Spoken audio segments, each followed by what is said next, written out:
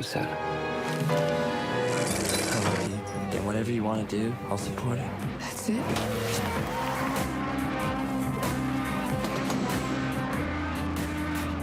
When there are no words for the pain. Le duo Adèle Exarchopoulos et Gilles Lelouch dans Chien 51, François Civil en virtuose du piano dans le dernier film d'Arnaud Desplechin et le premier long métrage de réalisatrice de Kristen Stewart. C'est le programme de ce nouveau numéro 100% cinéma de À l'affiche. Bienvenue à tous et bonjour Thomas Borès. Bonjour Louise. Avec nous comme chaque mercredi et on va débuter cette émission avec le nouveau long métrage de Cédric Jiménez. Après Bac Nord, novembre, voici donc Chien 51 qui entraîne Adèle Exarchopoulos et Gilles Lelouch dans un Paris futuriste. Voilà, et c'est d'abord un roman de Laurent Godet paru en 2022, récit donc dystopique dans une espèce de monde, le nôtre. Quelque peu transposé dans le futur, un monde écrasé sous le poids d'une faillite morale et économique.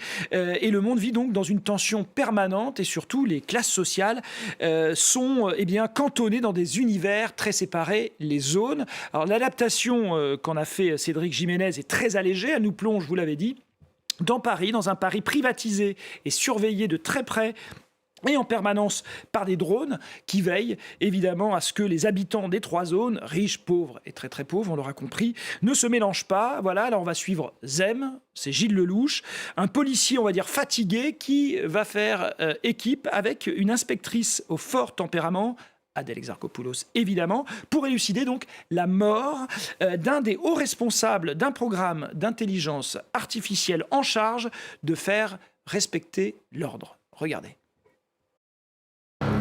Vous devez continuer l'enquête. J'ai confiance en vous. Je connais votre histoire.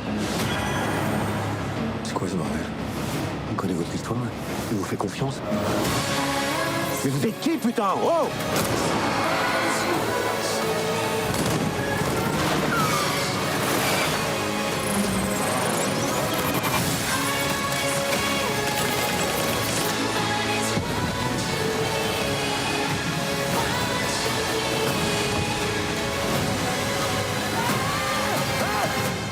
Tout est faux, Malik.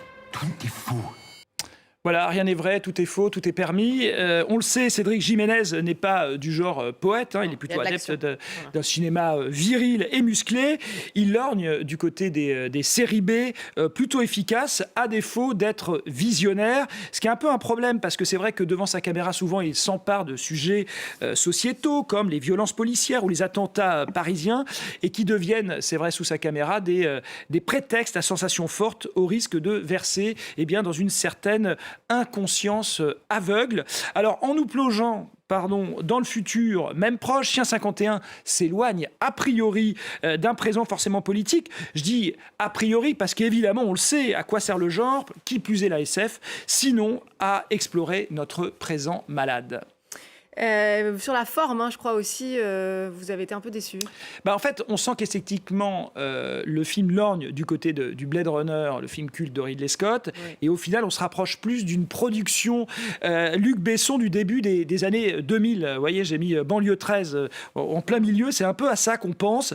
Un film surtout trop collé à ses stars, et donc un film qui ne parvient jamais à élargir, au sens propre comme au figuré, le cadre, et donc à faire exister le monde décrit. Donc, dès lors, le scénario a beau jeu de nous vanter les mérites d'une révolte populaire, parce que chez Jiménez, cette foule, elle ressemble vraiment à une populace, on va dire à des zombies figurants. Voilà, un homme ou une femme lambda tombe, qu'importe si Gilles Lelouch ou Adèle Exarchopoulos, eux, parviennent à se relever. C'est ça qui obsède Cédric Jiménez.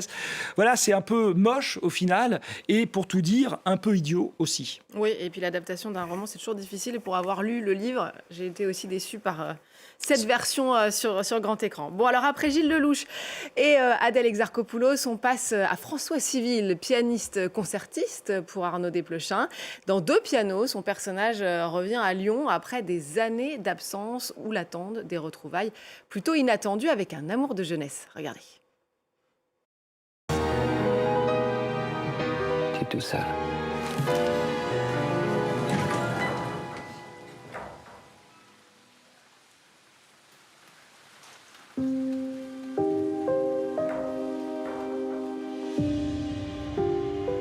j'ai vu Pierre.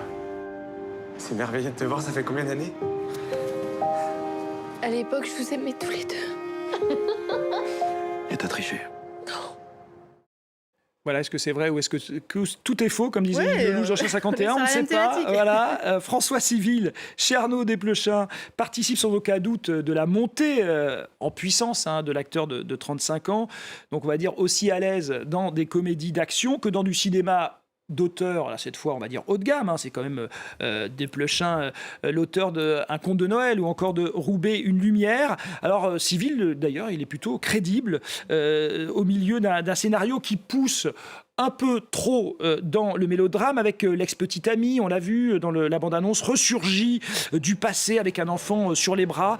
Voilà, la crise existentielle, eh bien, elle reconfigure tout l'espace, devenu le lieu mental du protagoniste, où tout devient ultra signifiant, mais c'est voulu, jusqu'à l'autoritarisme souverain de Charlotte Rampling dans un second rôle assez impressionnant. Voilà. C'est la mise en scène toujours qui fascine chez Arnaud Desplechin, cette façon comme ça de jouer avec les lumières chaudes et aussi les clairs-obscurs et même les hésitations volontaires du montage.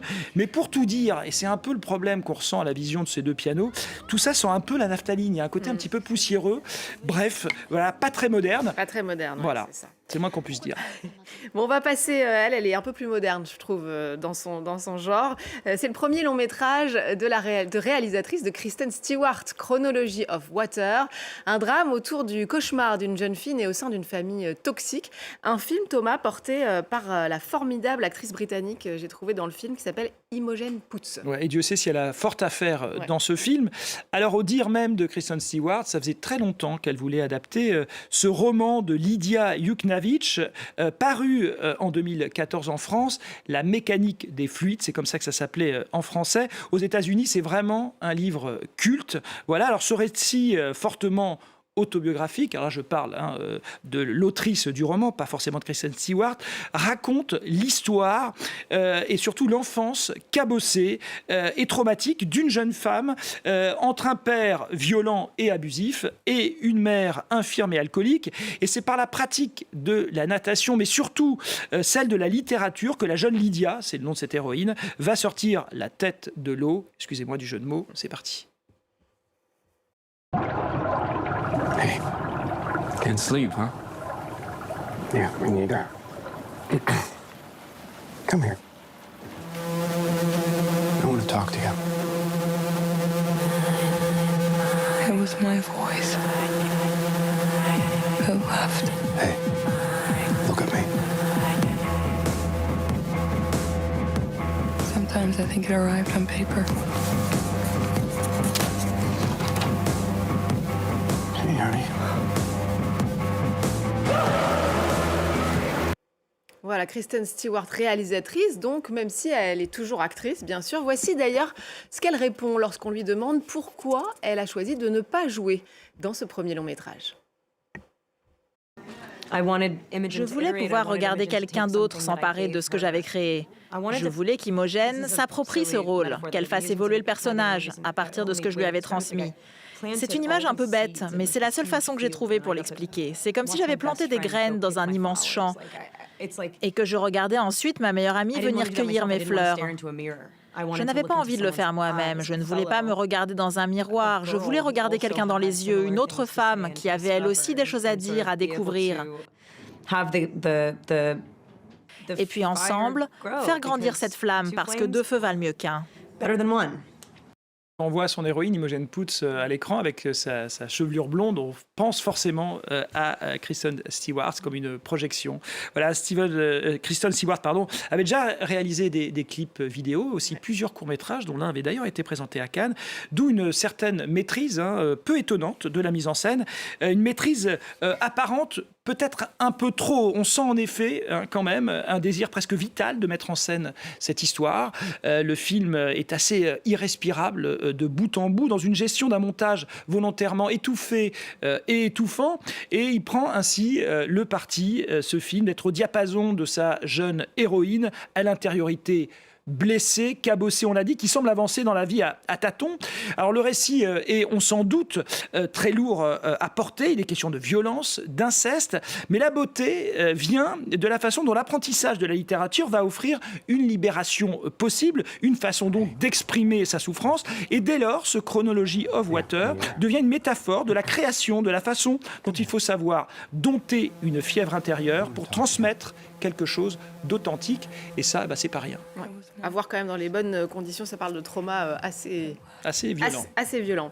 On va terminer avec un hommage à la vie et l'œuvre du cinéaste Marcel Pagnol, un film d'animation signé par l'auteur des Triplettes de Belleville, Sylvain Chomet. Voilà, alors l'œuvre de Marcel Pagnol, cinéaste donc de Magnon des Sources, Le Spoons, La fille du puisetier ou encore la trilogie marseillaise, bénéficie depuis un peu plus d'un an en fait d'une grosse actualité avec la restauration de l'intégralité de son œuvre et sa ressortie en salle, ce qui a permis de réévaluer, si tant est qu'il le fallait, la puissance de ce cinéma-là. Alors l'ayant droit de cette œuvre, qui est le petit-fils du cinéaste, eh bien, est à l'origine, est à l'initiative de ce film d'animation censé nous raconter la vie intime du maître. Voilà, alors il en résulte, alors regardez Marcel Pagnol, il en résulte un film, on va dire, plaisant, à défaut d'être vraiment très intéressant. C'est-à-dire que c'est riche en anecdotes, mais ça rate peut-être l'essence même du génie, et pagnolesque, cette façon donc de filmer les respirations de la nature dans sa pure